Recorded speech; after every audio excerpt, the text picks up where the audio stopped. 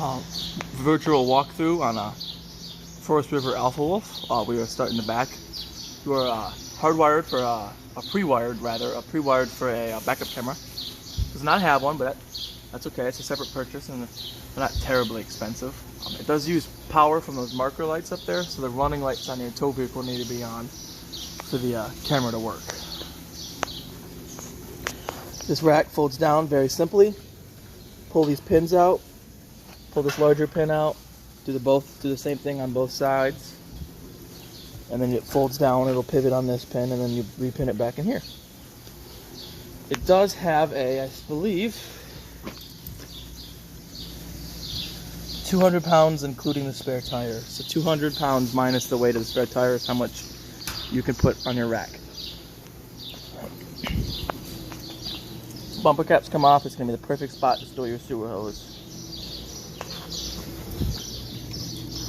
Show cord is your show cord. It's 30 amp. It comes with the unit. Twist this to lock it on, and then you can also screw this on if you can line the tabs up. There's a little tab that needs to line up with this groove. Extra secure. Water hookups. You're going to fill your onboard fresh tank. To use water from your fresh tank, you need to have your pump on. Other than that, when you use city, you don't need your pump. It'll operate off of city water pressure. You have a black tank flush, so you can hook a hose up to here. As you're draining your black tank, flush it out. You have a cable hookup and a satellite hookup. So if you have a portable satellite, you can hook it up through here.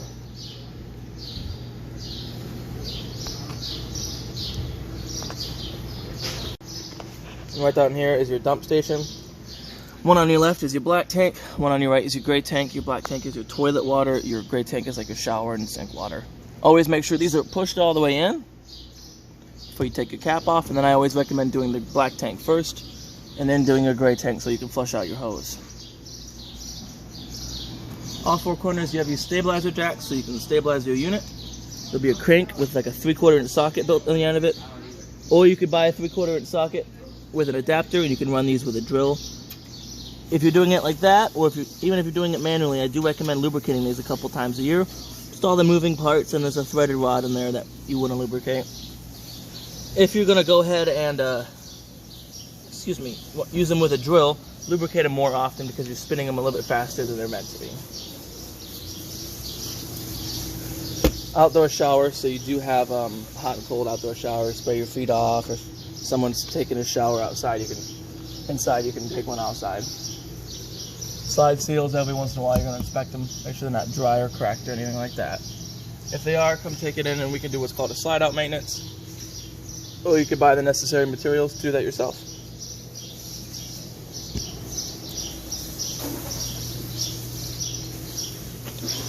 Over here you got a galley tank. Works the same as the other ones. You pull this to dump it. Make sure the cap is on before you make sure this is closed before you take the cap off. Your galley tank is just going to be your kitchen sink. Nice pass-through storage here with those cranks I was talking about. The smaller gray one is going to be a manual backup for your tongue jack. Here, got a lot of good information here. Have your VIN here.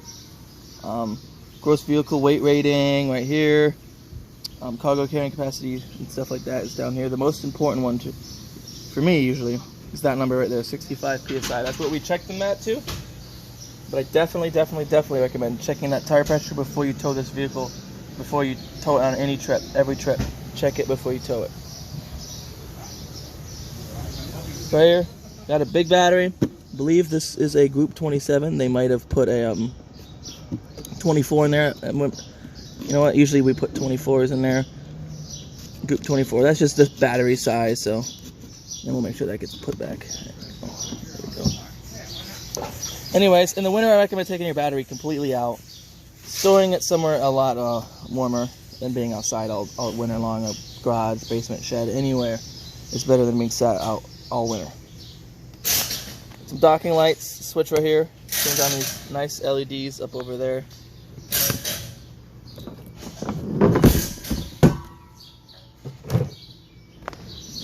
Dual 20-pound cylinders, freshly filled. Here you got your automatic changeover regulator, so it's pointing to this tank. It's going to pull from this tank first. If both tanks are on and this one were to get emptied, it's going to automatically switch to pulling from this tank.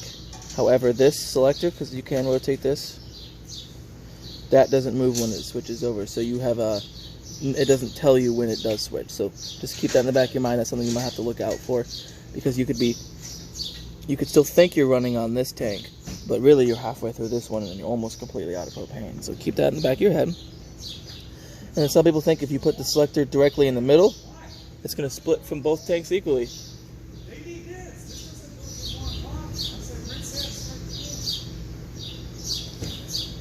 Anyway,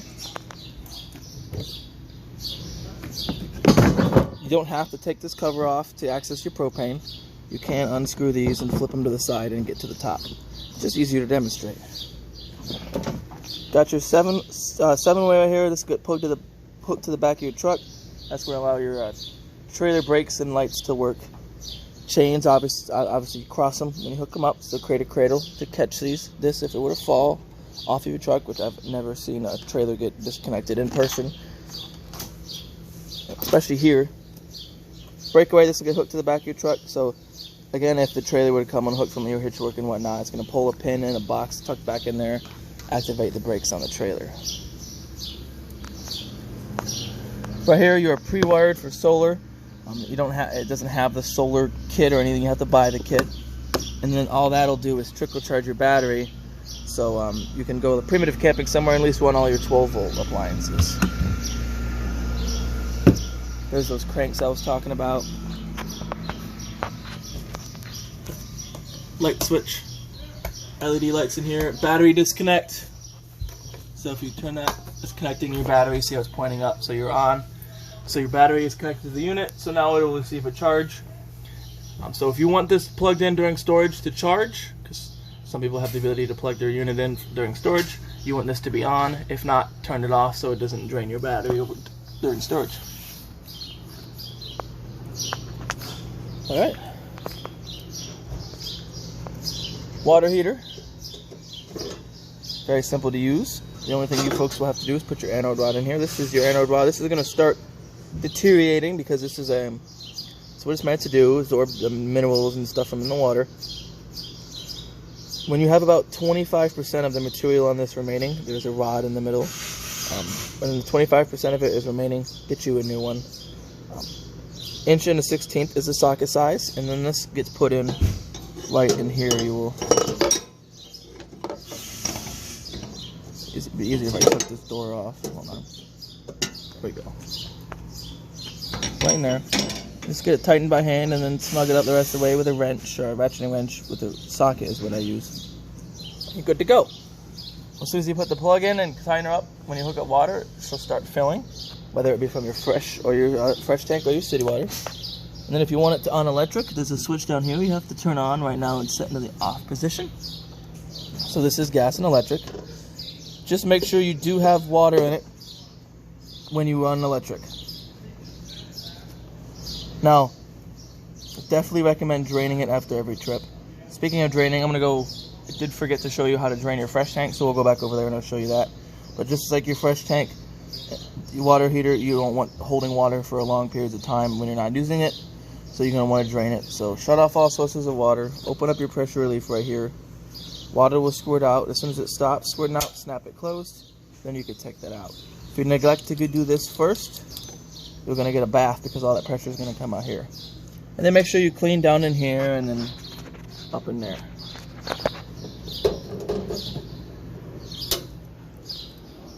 Furnace, just keep it clear. Clear any debris you see out of there. Outdoor power, it's GFCI protected. All your GFCIs are on the same circuit, so if one will trip, they will all trip. And you have a cable hookup out here, as well as a TV mount out here as well. We'll quickly go back to where the fresh tank drains. And that is right here. Pull that big white valve and then all that water will dump out of there. Like I said, I definitely recommend draining your fresh tank after every trip.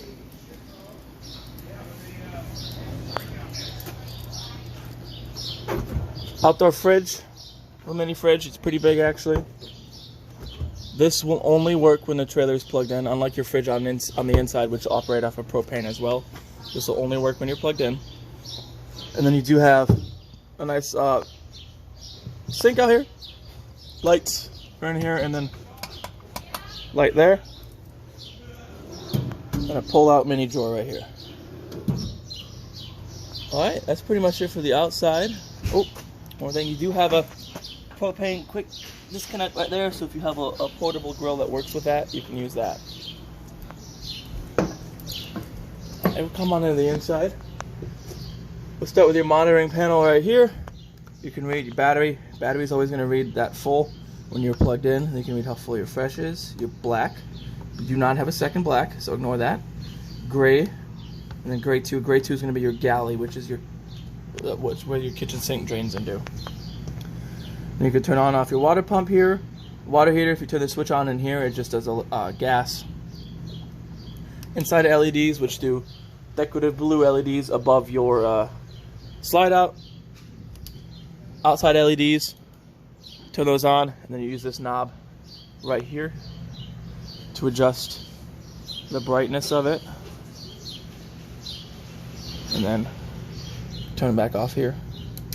You have living room lights, which turn on your main living room area lights, and then kitchen lights, which turn on these lights in the kitchen, which are turned off at the lights themselves. So here, actually, turn these on here, and then those will turn on and off with the switch. See? You have controls for your awning and your slide out. Your awning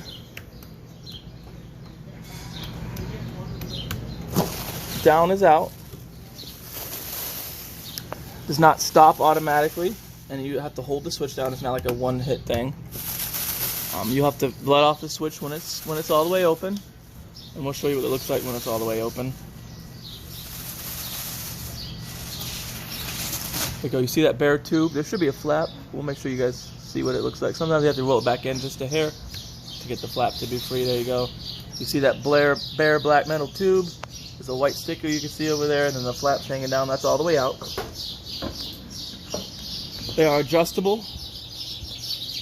You just loosen this. Actually, you want to, and then you can slide your awning down, or back up, back down.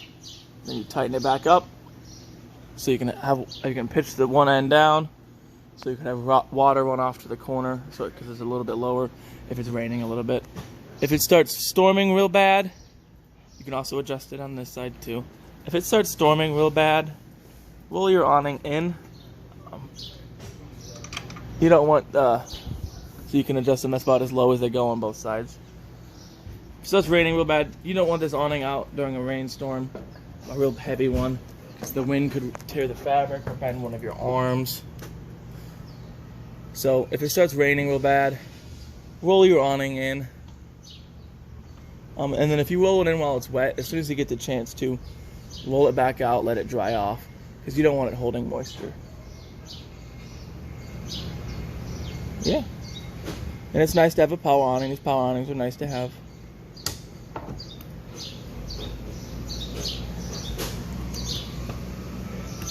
Alright. Oh, see, a little strategy. I'm used to everything being in here. You have a voltage meter. This tells you how much voltage is running through the lines currently. Since you're plugged in, you get you 13.5. AC is very easy to use. It cycles through your mode. So we'll start from the beginning off. So first it'll ask fan. That's just going to run the fan on the AC, so you have low or high. Turn it again, then you have cool, high, low, auto, and then high auto. Auto is going to allow your AC to cycle on and off at your set temp. So if you had it set to, I think these go all the way down to 33. Yeah, but it'll never do realistic. Let's do 60. You got it set to 63. And once it reaches 63 in here, your AC will cycle off. And as it starts getting cooler in here, or warmer again here, it'll cycle back on to help regulate that. If you just had it running on a cool high or cool low, it won't cycle off. It'll continue to run. The reason I don't recommend running it on cool lower high is because it'll continue to run and eventually it'll freeze up. And then you'll have to wait for it to thaw out to run your AC again. You tap it again, because your heat, and then your heat goes all the way to 99. Tap it again, turn it off. One little thing I neglected to tell you, if you get the LCI app on your phone, you can type all this information on it, and then you can control a lot of this from your phone. We'll kind of sneak in the bathroom in the back. Got your light switch for the bathroom in here. Oh, that's for the LEDs. Light switch is right above you on the lights. Turn on and off at the lights. This is a nice, big, roomy bathroom. Shower, very simple, hot and cold, and then this closes, and then you push in, and then you hold it because you don't want to let go of it because it's self-retracting. And there you go. The toilet is very simple to use. As long as you're pushing this pedal, it's going to continue to flush. The nice thing about this toilet is it's porcelain, so it's nice and sturdy. Plenty of storage in here. Decorative LEDs. This is your main resetting GFCI. So if any of your GFCIs would have tripped, this is the outlet you come hit reset on. Let's make sure we turn these lights off as we continue. Bathroom door, when you travel, you want to make sure it's clipped like this so it doesn't slide over the place, but when you're ready to use it, just unbutton it, and it just does, it just slides.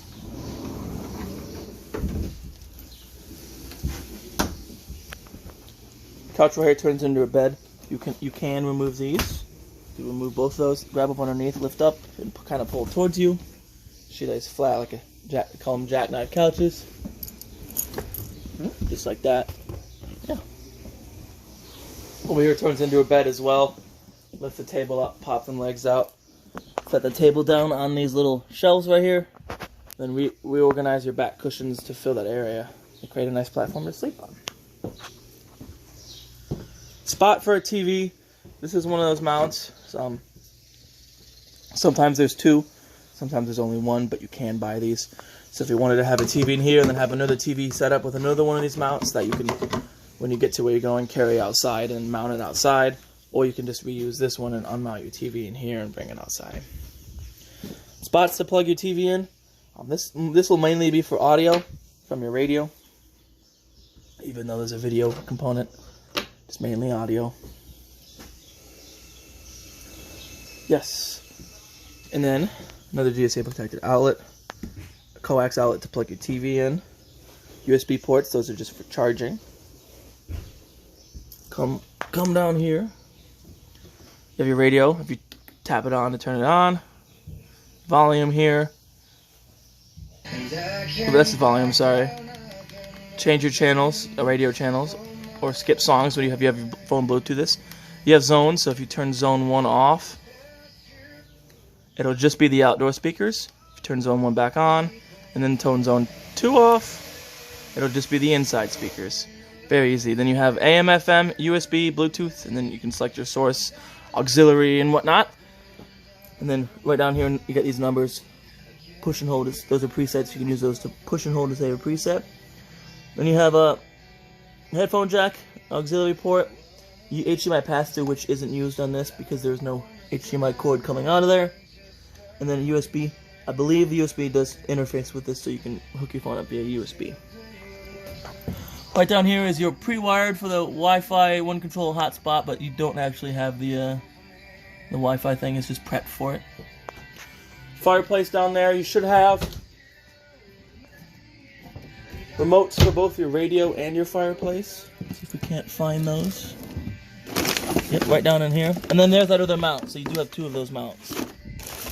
We'll get into more of the rest of this in a little bit. Here's your radio remote. Acts as the remote for the radio, obviously. And then you have a fireplace remote. That's going to turn it on and off. This will change your temperature. This will change the intensity of the heat, you know, low, high, and off. And then timer, and then you can dim the flame. Very easy to use. Fireplace only works when you're plugged in. We're going to put both your remotes right above where you're going to use them. You do have this switch right here. Flip it up. It's going to allow you to use your microwave.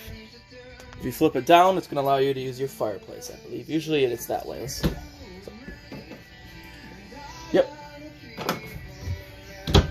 And the up position is microwave, and the down position is fireplace. Fridge, super simple. No on and off buttons. You do have a, well, you can't turn it on and off right here. Off grid right here, so you can run it off at 12 volt. Regardless, it is running off at 12 volt. See?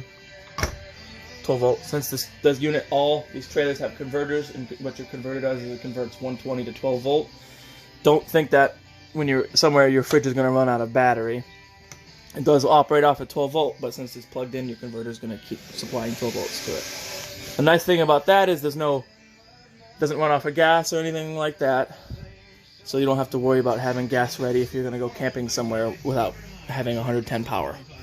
Just running this strictly off of 12 volt will drain the battery a little bit quicker, but again, if you get yourself set up with that solar kit, it can last you quite a while.